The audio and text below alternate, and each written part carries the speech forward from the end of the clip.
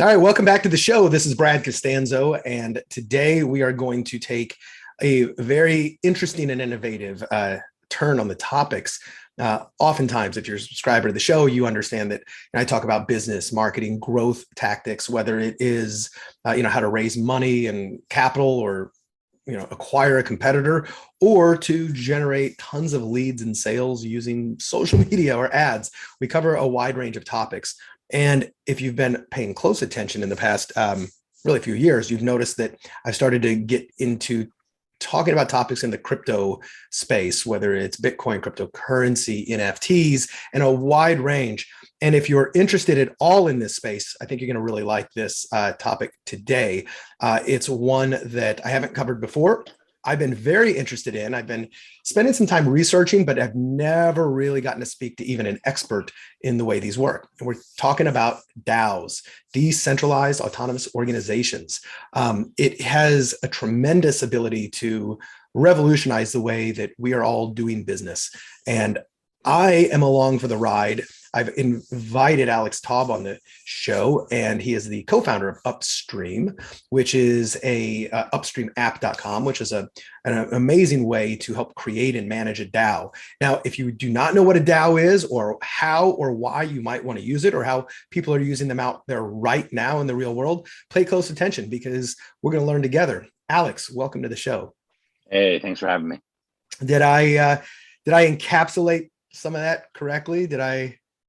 I'm new to DAOs. No, you're good. You're good. Cool. So let's start off for folks who have no idea what the hell is a DAO. Is this an ancient Chinese religion? Yeah, no, it's there's a lot of out of all the complicated crypto concepts, I think DAOs are, even though the word might scare people, conceptually they're pretty easy to understand. Really, it's just pooling money together. So let's say 10 friends put $100 in a bank account, and then they've made proposals on how to use that money, and then they voted on what to use that money for. That's really like an investment club, maybe, right? Exactly. Investment club is a really popular use case for a DAO right now. Friends wanting to pool some money together, buy some JPEGs or some collectibles, under 100 people. That's a big DAO use case. But yeah, so it's really like a lot of ways to think about it, but it's could it be the future LLC? Sure, possibly. But it's just a really great way to coordinate and have, like, instead of like investing in a community, maybe not investing is not the right word.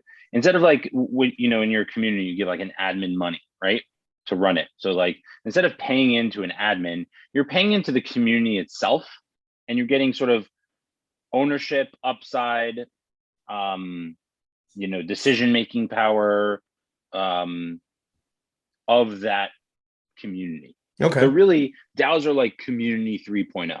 Okay. So how would I, whenever we're talking about something new, it's always helpful to kind of compare it as close to apples. It's like this, but with these features or without these features. So you mentioned maybe like an LLC, like right now or prior to DAOs, what are the ways that people would pool their money together to go collectively in on things like this? So, I mean, DAOs aren't legally really anything. So, you sort of have to wrap it in something that already exists. So if you don't make an entity, it's going to be looked at as like a general partnership. So the thing is, like, there's three things you need to think about. One is liability. The second is like operating agreement. And third is like taxation. So in terms of like liability, if you and 5 friends buy an NFT for $100,000, like collectively, like we each put 20,000 in. Yeah. Me and 5 friends, we put each 20K, and we buy a Bored Ape for 100K, and it turns into $1 million. And we cash out. We all get our 200K each. We all pay our taxes. We all go our separate ways. There's no problem with that. You don't, you just pay your taxes. You're good. You create entities in the case of conflict. You know what I mean? Like when you pool money together, you buy a thing for 100K, 4 of you vote to do it, 1 of you vote against it, and then it goes to 0, and then the 1 person against it is litigious, and he sues the 4 people, saying that, it's because of them he lost his money. Now, that person might not be able to maybe he gets his 20K back, maybe he doesn't, but all these people lost their money as well. So it's you wrap it in like an LLC to protect from something like that. Sure. Where they can't go after you personally, they can only go after whatever in the entity.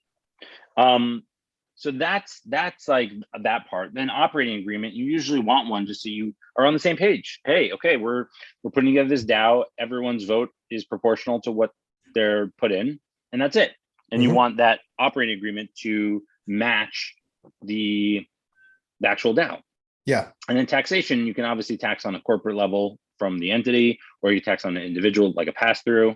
Really it's up to the people to decide what to do. Okay. So that's like at least on the legal side, like how you need to think about things. Then those are for-profit investment clubs. Then there's obviously not-for-profits. There's also people trying to figure out how to go bigger, for-profits. There's a lot of different ways to play it. Okay. So most DAOs right now, would you say that, especially, if they're putting this DAO together in order to make investments of any type, that you start an LLC first and then you do the DAO kind of inside it? Would you? Yeah, you could probably start the DAO first and then make the LLC once you realize that this is something you need. Sure. I think the order is fine, because making a DAO is not illegal. It's not it's the protection that you want from it. Now, right. If you go above 100 people, there's obviously other things you need to worry about. Because like if you're over 100 people, it's not an investment club anymore, it's an investment company. There's a lot of things you need to do if you're an investment company. So there's all this stuff. I'm not a lawyer, so talk to your own lawyer about it. Do sub 99 or sub 100 people in that, do they need to be accredited investors, or is that the point where they don't necessarily have to? Yeah, it depends. On what you're doing. It depends on what you're doing. It depends on what you're buying. I would say, you should talk to a lawyer before you set it up, just to make sure what you're doing. There's also ways to go over 99. You have to obviously you don't want to violate in the spirit of the law, but like in theory, you take something like Flamingo DAO. There's 99 people in it, but there's some companies in it.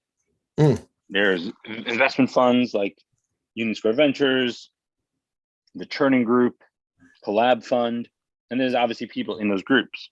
So you can have subgroups to the DAO, or like entities that invest in the DAO. They just need to do more than one thing, meaning they can't just invest in the DAO. That can't be the reason why they exist. They need to do more. So Gotcha. There are ways to go above 99 individual people by using sort of sub DAOs, but you only can do that if the DAO is actually doing something else as well. Or it gets looked at as just like a pass through and it doesn't really count. Okay, great. What are some of the, are there any other uses for a DAO besides a investment club, for instance? Yeah, so we're seeing a few different interesting ones. One of the ones that I'm focused on right now is NFT projects. Yep. So imagine you sell $1 million worth of crazy koalas, and you're like, all right, 10% of the mint is going to go into the DAO, and then the community is going to be able to control what that's used for. That's a really easy one, easy community engagement tool where the community can decide what to do, and own ownership in that DAO. I think is a really fun thing to do, a fun way to sort of approach it. So yeah, there's definitely other use cases. I think the NFT one's going to be a really big one and really popular. Okay. Yeah. Well, so when you're launching your own NFT and managing your community through it, does a DAO typically have its own tokens? Yes. Each DAO typically has a token. There's a few ways to go about it. One is you can give voting power to people who own specific NFTs. Another is you can give them a specific DAO token that they can use. There's a few ways to approach it. Okay. And when governance comes in and people are voting, let's say there's 50 people in this DAO. I've created a DAO. We got 50 people in there. 150 doesn't really matter. Are the governance requirements set from like the DAO founders? So for instance, you could say that something requires 100% an anonymous voting, or something could be 51%. Does it Is it really however you decide to make it? It's however the group decides to make it. Gotcha. So everything in the DAO is like a vote, really, Okay. if you want to change things. So you could set it up a certain way, but maybe nobody's going to join because it's not a fair way. Yeah. So, if you say every, I don't know, everything needs like 30% quorum, 50.1% vote. Sure. In the positive. And there's a few ways to approach it, but if you did like no quorum, all ownership, and you own 98% of it, like Yeah. is anyone going to really agree to it? I don't know. No, exactly. But like you said, it's not. These are not. It's not a democracy necessarily. It's not everyone gets an equal vote and holds a hand together. Some people could have more than others. It could be proportional. It could be that everyone has the same vote, but it doesn't need to be. Yeah. On investment clubs, I've got particular interest in the investment club concept, but on investment clubs, do you typically see it as being that requires, like, let's say I'm the manager of the DAO and I have an investment club and I'm buying NFTs or coins or something of that nature, and there's 30 people in there. Have you seen it where that requires like 100%? Like, hey, everybody, we're going to buy this Bored Ape. Does everybody agree? Or if anybody doesn't agree, like, have you seen any? Haven't seen one where you need every single person to vote yes to do something, but like you could totally do that if you wanted to. Okay, cool. That's good to know. So let's go into, right before we dive into like one of the ways that you're helping to make this easier. I just want to make sure that I'm grabbing all of the attention hook points for all of my audience. So if you're starting an FT, if you want to do an investment club, are there any other use cases that people are starting to use DAOs that are kind of innovative, thought-provoking, like, that's interesting? There's two of them that I'm looking into right now. One is what I've been calling like a vault DAO, where it's basically, instead of using a hardware wallet or like you could basically use the multi-sig wallet, multiple signature wallet inside the DAO to house your NFT. So like you have a Bored Ape, you don't want to put it in a hardware wallet, you could put it in the DAO, call it AJT DAO. That's my Twitter handle. And then you could house it there, and you can basically spread around the tokens for the community in a bunch of wallets you have access to. Okay. So what you could do in that scenario is, like, imagine you click a bad link, they can't steal your ape. It's basically you'd have to hack multiple accounts, coordinate it, log extra in. layers of protection. Exactly. So it adds extra layers of protection. That's one other use case. We call this the Vault DAO internally. And then the fourth, which I'm most interested right now and I'm digging in, is the concept of participate to earn. So there's concepts like play to earn, which is like video games. There's move to earn, which is there's a company called Steppin right now that's really blowing up. And then I think that for community, participate in the community to earn could be a really interesting model. Figuring out exactly the nuts and bolts to it, but I think participate to earn, if we could figure out the tokenomics around it, that could be a big monster of an opportunity. Could you give maybe a little bit more tangible example of what participation means, like participate in? Yeah. So you want to figure out what are the really good behaviors someone does in a community, being helpful, being active, other things. Figure out what those things, those like good actions in a community are, and figure out, all right, if you do those good things, how much could you theoretically earn of a token? And if that token, if you could figure out a way to make that token something that people want, they can use, and has value, then you will have a very big business. I love it. Okay, so let me give you actually a potential hypothetical on this with a very real entity that, because I've thought about this. Now, this is a group that started right in the beginning. Give you some context. Right in the like almost precisely 2 years ago, 2020, May of 2020, right when people started to feel like, okay, lockdown is still there, but it's okay to go see your neighbor without killing them, right? Yeah. So my friend Alina, she is a amazing like house music DJ, invited several of her friends over to these amazing cliffs to overlook the sunset and to play some beautiful music. And there was like 20 of us sitting out there. And every single weekend, we're like, this is great. We got to gather outside, listen to good music. And this thing grew like a virus during the pandemic. And we're about to celebrate 2 years later. Every single weekend, she does a little mini music festival for free. It's all operates on donations here in San Diego. Sometimes gets up to, between 1,000 and 2,000 people showing up to these parks and just participating. And then to raise money, she just asks for Venmo requests, right? So and she's also created a nonprofit organization, a legitimate religious organization called the Church of Music. There's a lot of reasons she did that, such as back when it was illegal to gather, it wasn't illegal to have a religious event. So she created the Church of Music so she could get by with gathering during a pandemic. It was brilliant.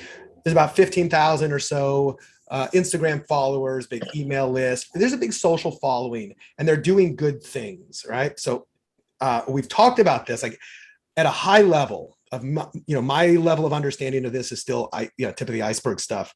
But we started thinking, well, what if the Church of Music had its own token? What if it was organized as a DAO? What if the people who showed up, like every time you showed up or every time you went on one of the volunteer trips, like about once a month, we volunteer at an orphanage, or you stick around and you do cleanup. And this is a very localized community, right? But it's becoming worldwide known because of the publicity.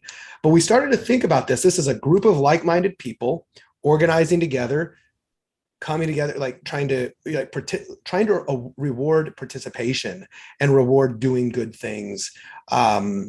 So that's kind of the backstory. This Church of Music is something like this. An appropriate thing like what you're talking about? Is this totally participate to earn? Totally. Okay, cool. You can figure out what you want to reward people for.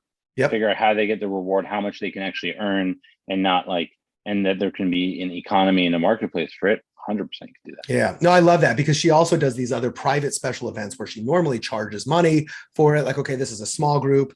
Let's say we're going to charge $50 a ticket. And we started thinking, well, what if you could get rewarded every time you showed up to one of the weekly events? What if you could get rewarded every time you showed up to volunteered your time to help? What if you could get tokens? And then what if you could redeem those tokens for other experiences that might not be available to everybody else? What if you could tip the DJs in the Church of Music tokens? What if so we've given a lot of thought to this. So this is a great just hypothetical thread that we can maybe use as a reference point, because for selfish reasons, it might turn into something. But cool.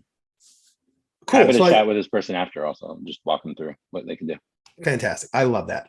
Okay, so now let's talk about what you have been doing with Upstream in order to help really facilitate people to create their own DAOs and to get their feet wet and try to figure this out. Like, try it out. That's all of crypto. You just got to get in and start playing with it because it's all new to everybody. Yeah. So tell us about what Upstream is. Yeah. So we basically realized this past summer that like Web3 is going to take over. Mm-hmm. And what I mean by that is Web3 is just like the ownership economy. So like instead of not being an owner, you're now an owner, and ownership can manifest itself in many ways, whether it's digital assets or whatever. And we started to think, what's the Web3 community play? Like, what is it? And we realized pretty quickly it's the concept of a DAO. And we just said, okay, let's try to start and join as many DAOs as we can. Okay. See what the landscape looks like. And we realized pretty quickly that starting a DAO was like starting like a website in the 1990s. It's like, either you knew how to code and you built websites, or you paid someone a bunch of money and they did it for you. Right. There wasn't a Shopify, there wasn't a Squarespace, there wasn't a Wix, there wasn't a Tumblr, there wasn't a Blogspot, there wasn't a, I remember the days well. WordPress. Started my first online stuff back in 97 or 98. And it was rough. Yeah. And it was costly, and it was, so that's where DAOs are right now. It's like, either you know how to launch a smart contract, a Solidity contract, and interact with it, or you pay someone a bunch of money and they do it for you. Gotcha. That's fine.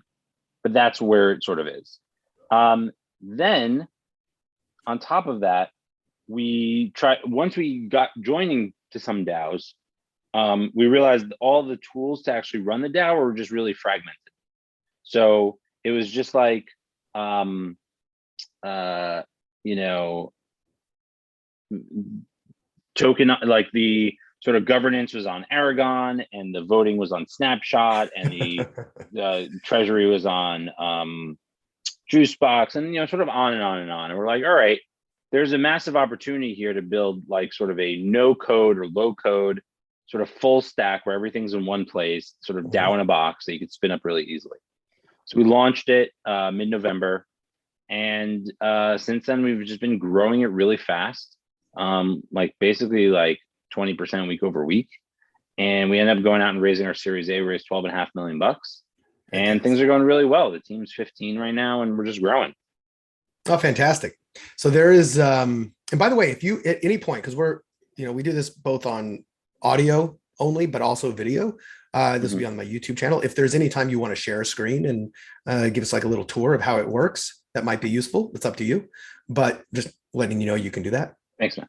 But okay, so upstreamapp.com. So if I want to, like, I'm on there right now.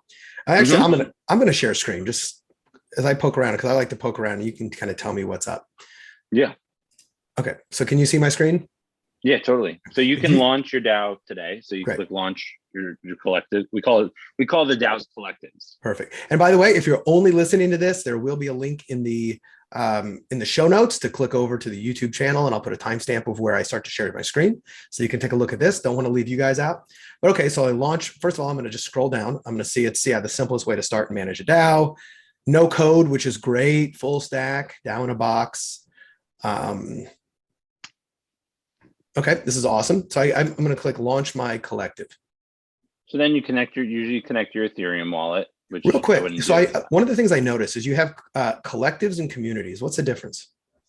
Collective is a DAO. Community, you don't necessarily need a DAO to have a community. They're sort of merging into one, to be honest.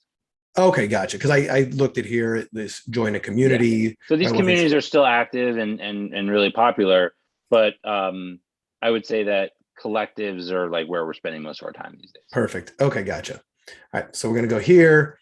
You go to connect a wallet. Connect a wallet, which you don't need to do now, but you can if you want. Yeah, I actually went through the demo and I did that. And I played around with it and I went through the steps. That's one of the things that I'll encourage anybody to do is check out. If you're watching this, if we're back here, you have explore the demo, and you can even connect a fake wallet like the demo and kind of go through this. So I started to get a feel for like, wow, this really is very intuitive. Yeah, and easy to understand. Yeah, it's pretty basic. And then if you click like the little circles, you could see like the things you like. You either want to start from scratch or use an existing token. Okay. And then you set up your collective. You give us like the name. So if I start from scratch, I will end up launching a new token for governance. I'll mint them. So for instance, using that example I used of Church of Music, if we were setting one up for this, we would be starting from scratch. Once we're all done with this, we'd have a DAO, we'd have a Church of Music token that could be used for governance, et cetera. And obviously church token. Church token. Set up the collective. And then you give it a name, you give it a symbol, and then you agree to the terms of service, and then it gives us a note. And then we reach out, we try to understand who you are, what you want to do, and then we help you launch it. Okay, perfect. Now, does this part here, if I were to go through this and do this right this minute, does this cost any like ETH gas fees or anything? Doesn't cost anything. Setting it up doesn't cost anything. We cover that cost and we walk you through it. Love it. Is this built on Ethereum or is it? It is Ethereum. Coins? Yep. Cool. Ethereum. All right. Love it. And then, and then one of the things, like you talked about how things are cobbled together. So, or have been until one of the things you're trying to do. So I'm familiar with, for instance, like tryroll.com. If I want to create, but that's just create social tokens, right? So that's one thing to do. I don't think they have DAO management unless they've changed, but would something like this potentially replace the need to go elsewhere to create your tokens? Yeah, I mean, you wouldn't need to do it really anywhere else because we're doing all this stuff in one place for you. Beautiful. So you don't need to start the DAO somewhere, but if you have, you could just bring it over. Beautiful. And that's where it said, set up your collective. And it was like, well, do you want to, or about, I want to bring an existing token, right? So if I already have one, I can click that right now. It'll probably give you, you have to drop in the contract address. Okay, cool. All right. So I would go through all this and then you guys would reach out. And then we walk you through the process, give you a demo, get you started, and handhold you and bring on the people you want to bring on. Okay. And then do you guys also help just to literally strategically for people who are brand new at this, really think through, this is what I'm trying to accomplish. What are some of the best ways to go about doing this? We do all that, because obviously that's a big part of it. People don't, they know a little bit of what they want to do, but maybe not everything they want to do. Brilliant. Okay. And then ongoing maintenance costs, et cetera. Is it? We take 2% on all deposits into the treasury. Okay. So anytime you contribute into the treasury, every $100 you put in, we take $2. Okay. And that's our model. It's like we're taking 2% on all deposits, which is pretty cheap compared to everyone else out there. Even like Juicebox takes 5%, and other DAOs take usually 5%.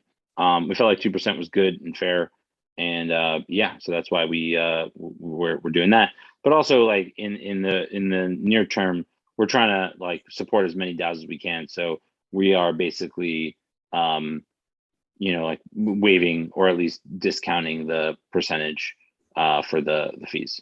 Oh, beautiful. Now, do you have a list of marketplace of collectives that people have used on yours that people can go join? No, or are those all we haven't done just that. Private white label? Yeah, they're sort of private right now. They're sort of private, like group chats that want a wallet. Eventually we're going to have some public stuff. I like to call it like the single purpose DAOs.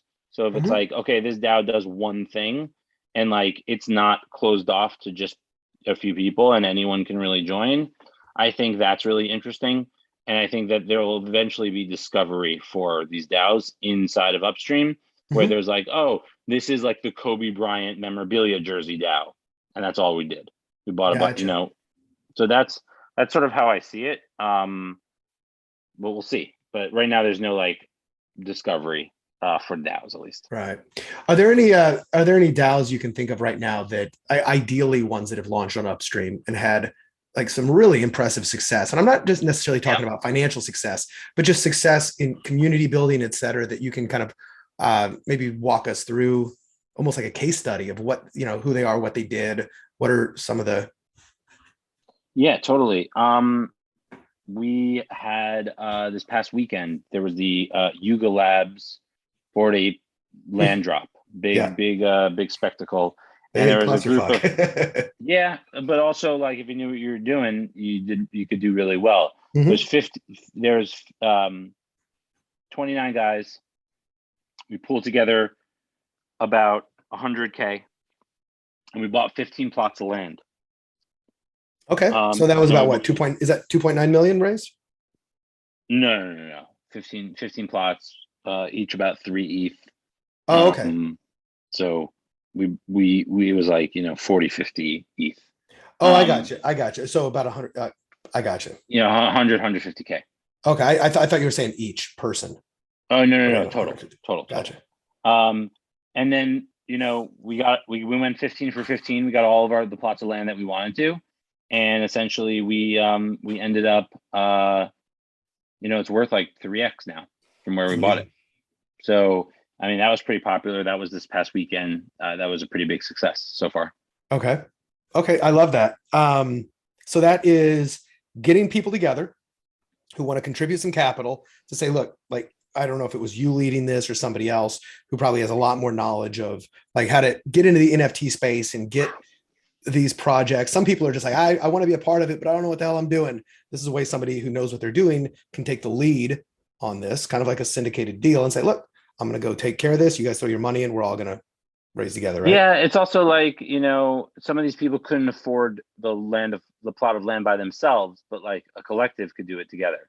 Yep. So you may not have been able to get your land, but because a bunch of people chipped in, now you basically got your land, and now it's worth, a bunch more. So instead of being able to, you couldn't put in the $8,000 needed, but you put in $5,000, but now your $5,000 worth $15,000. Sure. Yeah, exactly. Now, DAOs can also invest in offchain assets, right? If DAOs can put together and buy real estate or buy business. Is that accurate? Yeah. Probably has to be at that point if really wrapped in a legal entity, but yeah, if there's any type of legal entity you need, you just need to do that. But yeah, I mean, there's no reason why a DAO can invest in other things. Okay. There's a bunch of different structures they could use. I love that. One of my favorite case studies that I came across back in January. Are you familiar at all with Lynx DAO? What they did? Yeah, of course. Cool. Yeah, I thought that was fascinating. I know how they, from what I understand, they launched the NFT to raise. If those of you don't understand, their concept was, let's raise a bunch of capital to go through selling NFTs to go find, like, in essence, a search fund to go find a golf course to potentially buy and turn it into a golf club. And they'd raised, I don't know, it's like 10 or $12 million in 48 hours. It was called Lynx DAO. And then the next step was, well, let's now form a DAO, because I know that they didn't even have a DAO ready to go until they had the sales of the NFT. And I've been following in their, I didn't buy an NFT, but I've been following along in their Discord group about what they're doing. I'm good friends with the guys there. Beautiful. I've just found it endlessly fascinating on what can be done, especially for saying, look, if you have the right vision for what you want your community to do, to be able to fund, right? In this case, golf courses and, and whatnot. What can you give any other insights to how things are going there? Yeah. No. So, I mean, it's sort of like a single purpose DAO, which I think is something interesting, which is like, this DAO is going to buy a golf course. That's the goal. Whereas like we've been more focused on like evergreen DAOs, where people are just continuing to do different things in the group. Yep. I think single purpose DAOs are really interesting. I think I want to explore them more and I want to support them. But right now we're not really supporting single purpose DAOs on the platform. No, what do you mean by that? Not supporting it? Meaning that if somebody has a single purpose, we just don't have the tools that you'd like. There's other tools you'd use for a single, like one pop thing. Ours is more for ongoing, and it's mainly because we're just not. There's no like public page you can see. You have to join it first. It's just not set up to support like anyone can come and join this thing. Okay, so in this case, let's say I were to set up a DAO on Upstream. How then would I direct somebody to join it? Like, what would be the process? You could share the link to that page. Yep. But it would be like, it's just more private than it is public and discovery at this point. Perfect. Okay, perfect. So we just haven't prioritized that, but we will. It's something on our roadmap, like, like a big, nice gallery of different DAOs you can join and discover. Love it. What else? Curious, what else is on the roadmap? Anything that you're able to, at least on the public roadmap? Other stuff that we're thinking a lot of the participate to earn is the thing top of mind for me right now. It's like, if we can figure that out, we are in a really, really good spot. Right. So that's what I'm spending a lot of my mental cycles on. Okay, that's great. Yeah, I know. Back to that example I gave of the of that church of music, because I was starting to think exactly about this. Like, okay, how can you incentivize people to do certain things? Now, in Roll, so once more, my audience doesn't know what Roll is. It just creates social tokens, so you can create 10 million Brad tokens or whatever tokens. To my knowledge, that's mainly all they do. But one of the things that I thought was really fascinating, especially for participating in real life stuff, is that you can create an earn code where it's like a little, and you're probably familiar with this, but a QR code or a link that you can send somebody. If they click that, they can claim certain tokens. So one of the things we were talking about is if somebody shows up in real life, they have to be there physically to scan a QR code, and that automatically drops tokens as a reward for, hey, you showed up, you participated, boom, here you go. Here's 100 tokens. That's about as far as I got in what could be done under participate to earn. But yeah, those all make a lot of sense. And it just really depends. Like, hey, I want people to show up, and I want people not to just show up, but stay and engage and be involved.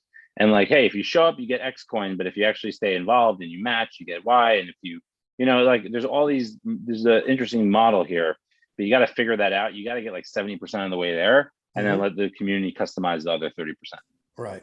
And also for my crypto naive folks, correct me if I get any of this wrong, but one of the other benefits to this is because you do get tokens from the community, as the value of the community grows and as you add value to it, you're getting rewarded in there because the value of those tokens increases. It should.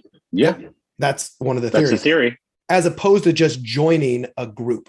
because anybody can just join a community or a group, but they don't have the, the only person who Upside. really gets the upside is the person who owns it necessarily.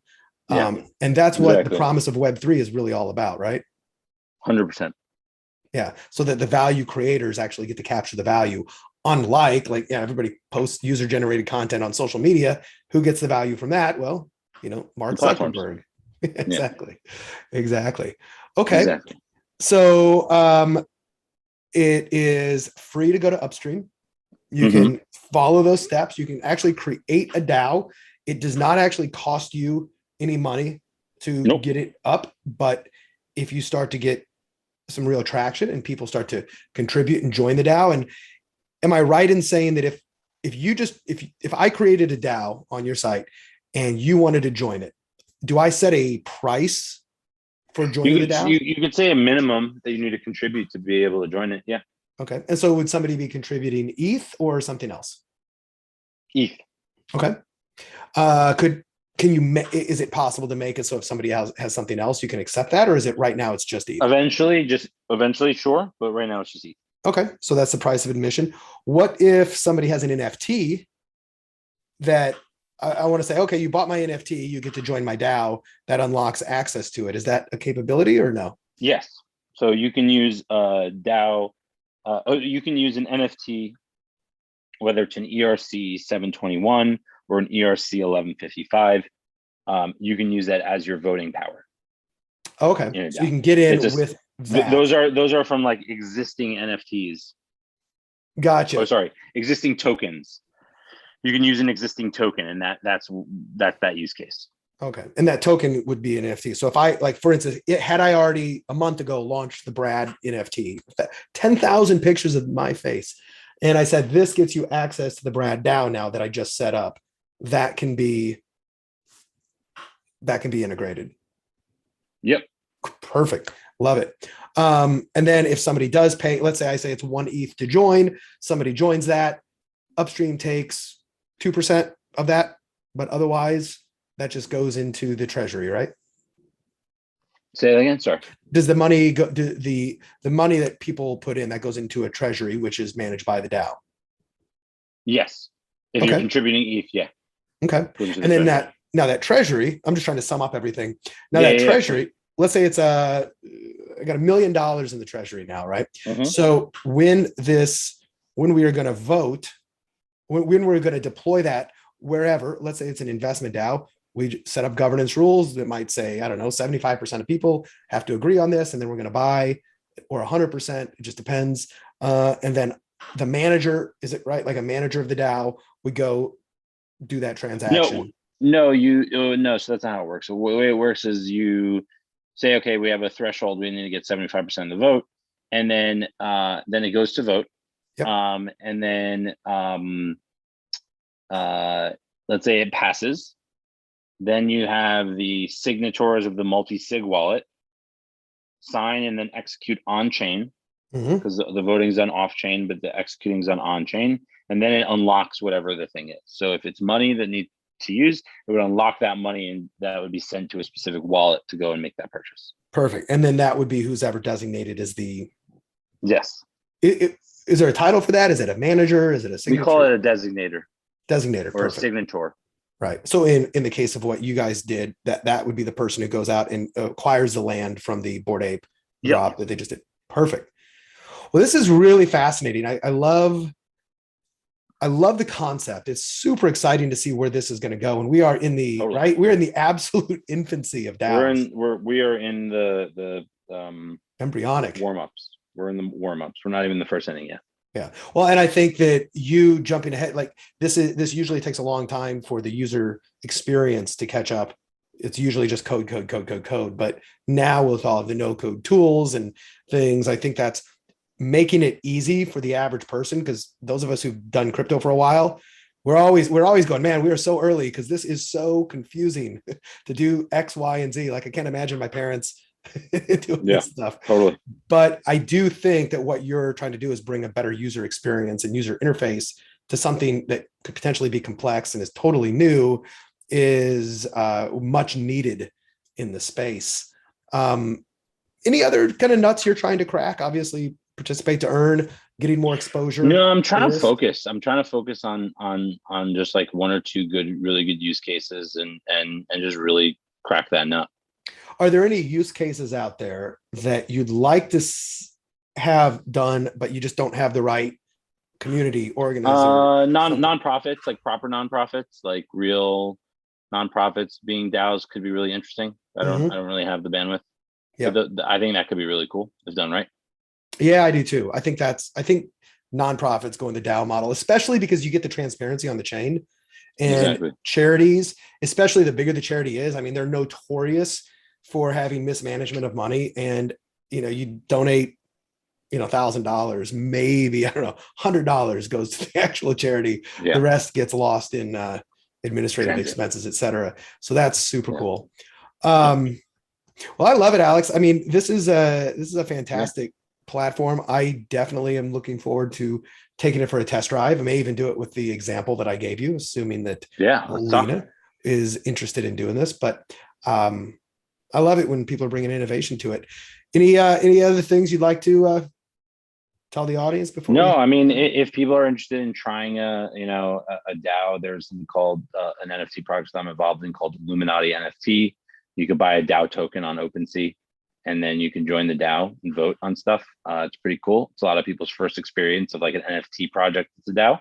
So tell me about, like, where would somebody go if they wanted to do that? OpenSea, and then Okay. go and just search Illuminati NFT Okay. or Illuminati DAO token, and you'd be Oh, able to buy the token.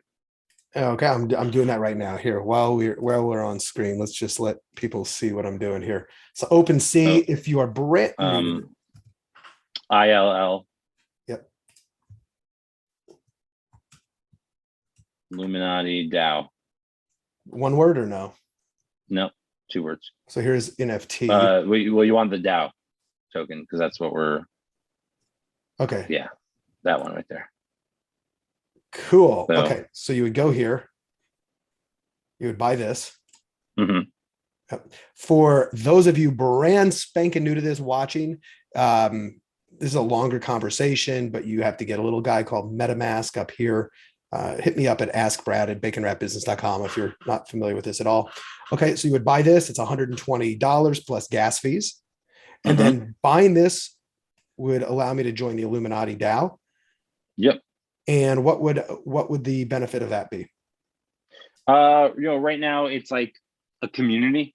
Mm-hmm. And that community, there's obviously going to be benefits to being in that community, but it's turning into a foundation. So think about like the Gates Foundation, right? Yep. How much would you pay to be part of the invited to the gala of the Gates Foundation, rub shoulders with all those people?